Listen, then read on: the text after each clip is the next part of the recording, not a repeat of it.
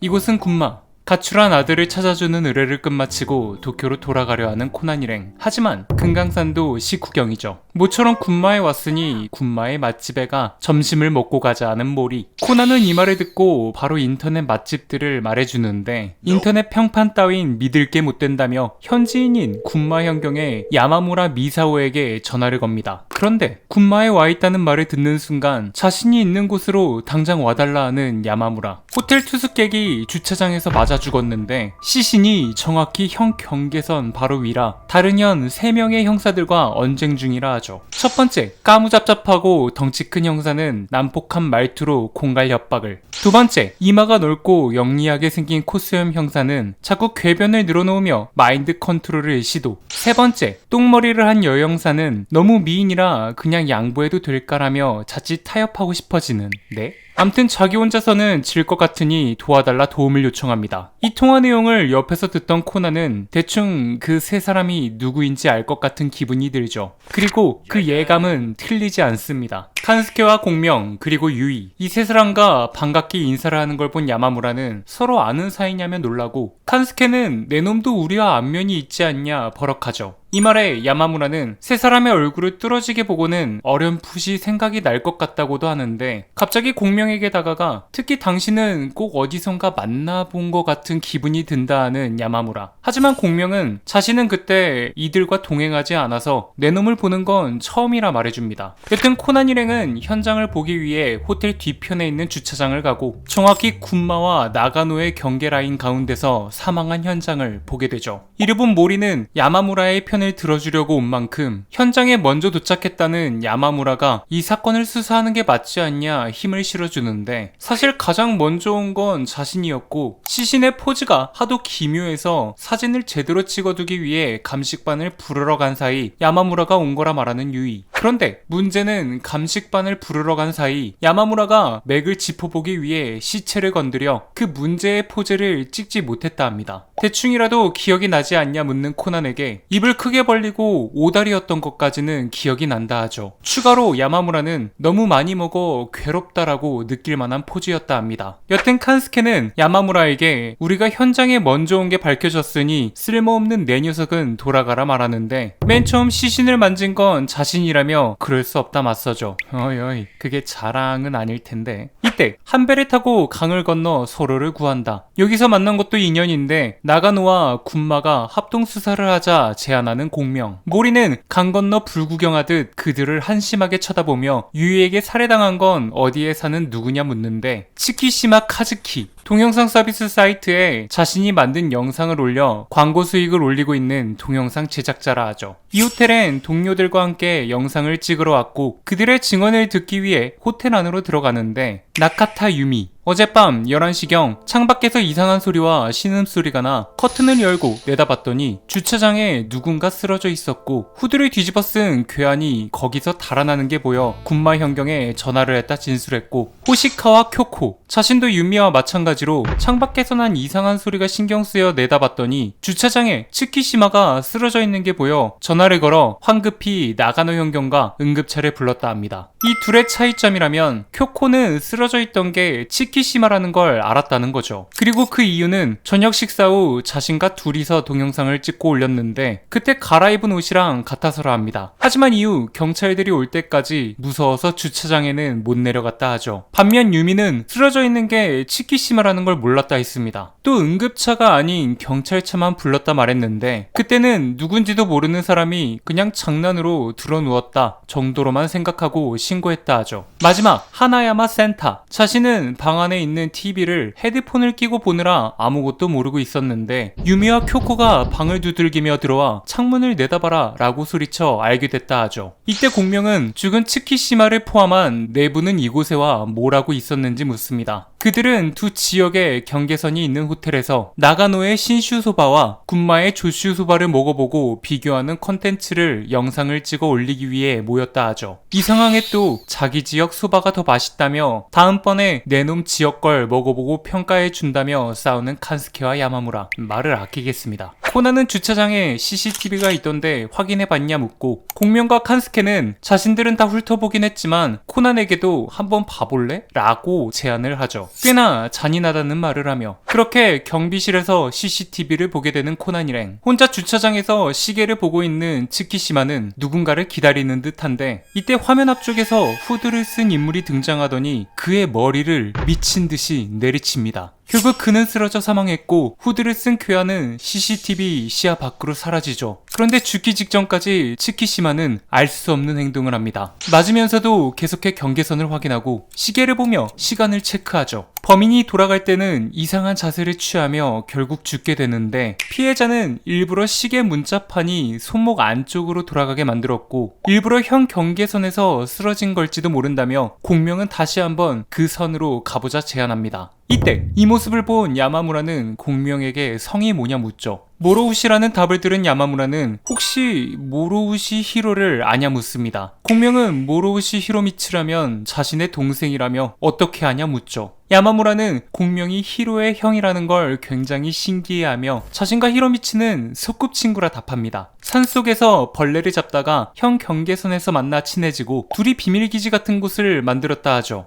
이 말을 들은 공명은 동생이 나가노에 있던 시절의 친구겠군요 하고 말을 하는데 히로는 초등학교 1학년 때 사정이 생겨 도쿄 친척에게 입양됐다 말하는 공명. 야마무라는 미리 말해주지 않은 히로에게 서운한 듯 그것도 모르고 히로가 갖고 싶어했던 가면 야이바 카드를 구해 늘 비밀기지에 갔었다 말합니다. 둘은 비밀기지에서 어른이 되면 가면 야이바처럼 정의의 사도가 되자 약속했다 하죠. 이 말을 들은 칸스케는 히로미치라면 공명과 같은 경찰관이 됐다 말해주고 이 말에 야마무라는 기뻐하며 연락처를 알려줄 수 있냐 묻습니다. 하지만 히로라면 지금 경찰관을 관두고 연락 두절 상태라 말해주죠. 이 말에 또 아쉬워하며 혹시나 히로에게 연락을 받게 되면 야마무라가의 밑장이 보고 싶어 하더라 전해달라 부탁합니다. 자신의 이름은 카타카나로 미사오라 밑장인데 20년도 더 된 일이라 아마 잊어버렸을 것 같다며 부가적으로 덧붙이죠. 추가로 아까 모로우시 경위님이 형 경계를 밟아보면 뭔가 알 수 있을지 모른다 하셨을 때 옛날 히로가 비슷한 소리를 해서 바로 기억이 났다며 사진을 보여주는데 히로미츠가 어느 날 갑자기 비밀기지를 손가락으로 가리키며 밑장내 집이다 라고 소리를 지르렀다 합니다. 그게 무슨 말이냐 묻는 야마무라에겐 형 경계선을 머릿속에 넣어봐 라고 또 말했다 하죠. 그런 얘기는 이제 그만 넘어가고 피해자 츠키시마를 죽인 흉기는 발견했냐 묻는 모리. 칸스케는 안에 있는 내용물은 발견하지 못했지만 피가 흠뻑 묻은 후드코트와 피투성이가 된 양말은 찾아냈다 말합니다. 아마 양말 안에 뭔가를 집어넣어 휘두른 걸 텐데 그게 무엇인지 어디에 있는지는 아직 발견하지 못했다 하죠. 물론 호텔 주변과 호텔 안 객실은 모두 조사했다 합니다. 이 말을 들은 모리는 외부범이 아닐까 조심스레 말을 꺼내지만 범인은 그 3명의 동료 중 있다고 코난과 칸스케, 공명이 동시에 말을 하죠. 아까 CCTV를 보며 알아냈다 합니다. 츠키시마는 주차장에서 누군가를 기다렸을 때 손목시계뿐 아니라 호텔 창문도 번갈아 쳐다보는 게 그 이유라 아는 코난. 약속 시간이 지났는데도 장소에 나오지 않자 시계와 번갈아가며 쳐다본 걸 거라 추리하죠. 이 추리로 인해 동료에서 용의자로 바뀐 3인을 다시 만나보는데 나카타 유미는 문을 가로막으며 왜 또 자신이 조사를 받아야 하냐 짜증을 냅니다. 이때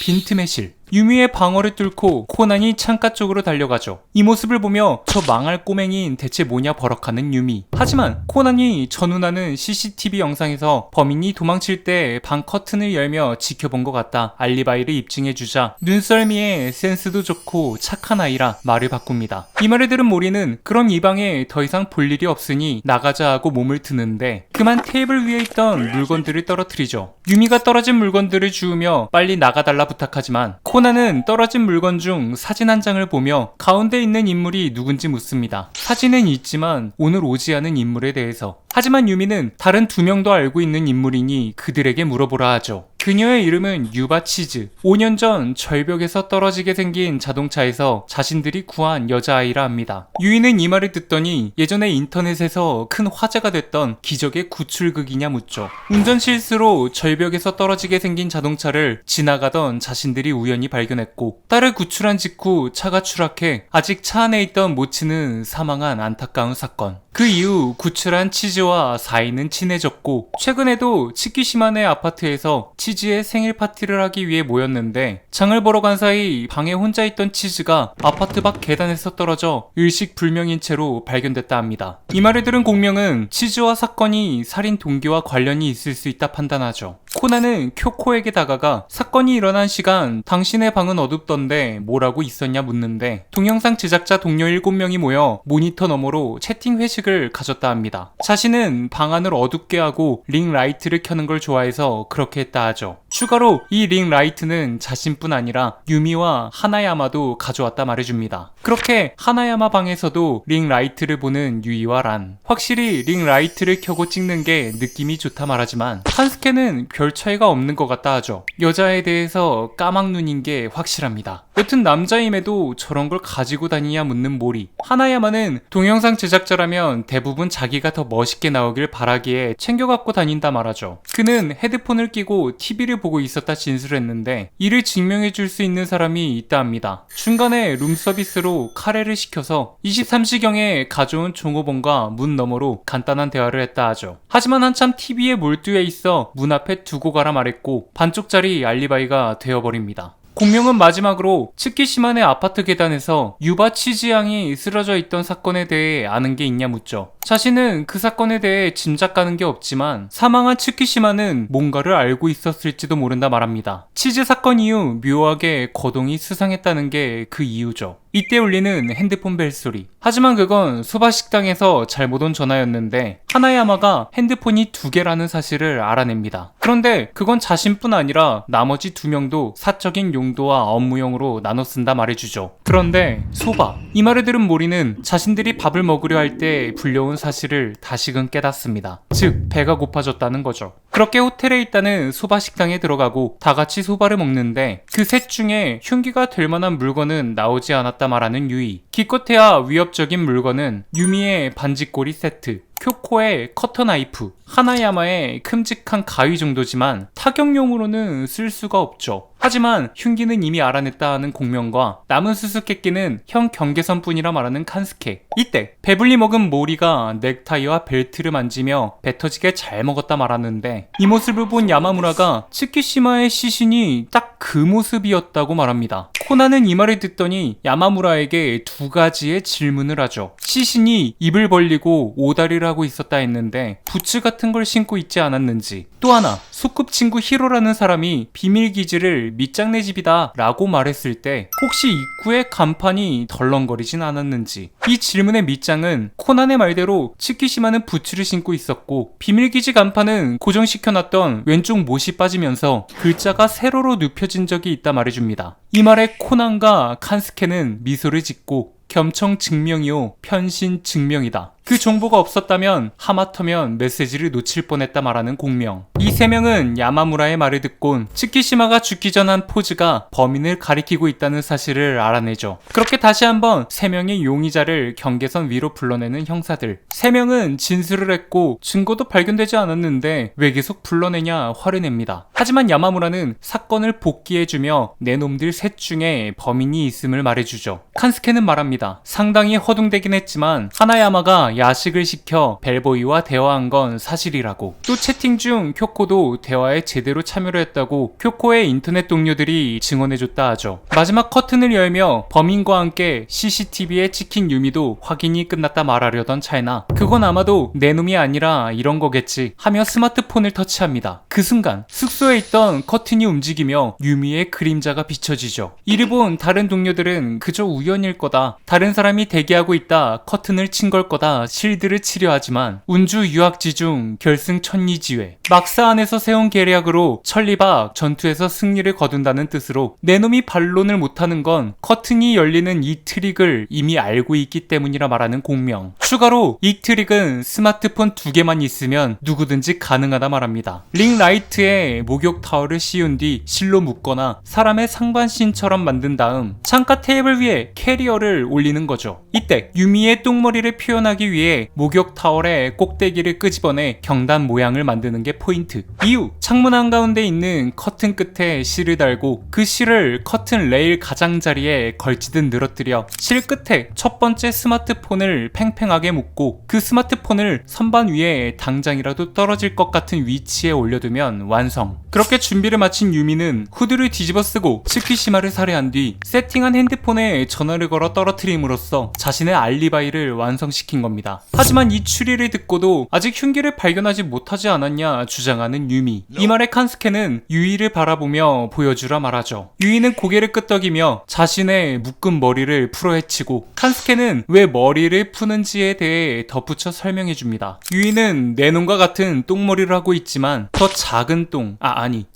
똥머리인데 저 작은 똥머리를 하기 위해서도 이 정도의 머리 길이인데 내 놈의 거대 똥머리는 대체 얼마나 길어야 가능하냐는 거죠. 추가로 저번 달 다 같이 찍었다던 사진도 언급하는 칸스케. 거기서 유미는 분명 끼케야 어깨가 조금 넘는 기장이었습니다. 마지막으로 아까 방에서 모리가 물건을 떨어뜨렸을 때 부자연스러운 자세로 물건을 주었던 유미. 그 이유는 아마도 몸을 앞으로 숙이게 되면 똥머리 속에 숨긴 무거운 무언가가 떨어질까봐 그랬을 거라 추리하죠. 칸스케의 말대로 유미의 머리에선 리스트 웨이트, 손목용 분동이 발견되고 그녀가 츠키시마를 살해한 이유에 대해 듣게 되는데 자신들이 구해준 치즈 때문이라 합니다. 동시에 니들이 목숨을 빼앗은 치즈의 어머니 때문이라고도 말하죠. 5년 전 사고 차량을 발견한 일행들은 서둘러 치즈를 구합니다. 이때 구조한 치즈를 안고서 자신들의 벤에 태운 유미는 자지러지게 우는 치즈를 진정시키고 다시 현장에 나가보는데 이때 차가 절벽 밑으로 떨어지는 걸 보게 되죠. 자신이 치즈를 달래는 시간이 꽤 길었기에 당연히 치즈의 어머니도 구조한 줄 알았지만 어째서인지 치즈의 어머니는 추락하는 차와 함께 사망했고 인터넷에 올라간 영상은 치즈를 구하자마자 바로 차가 떨어진 것으로 편집이 되어 있었습니다.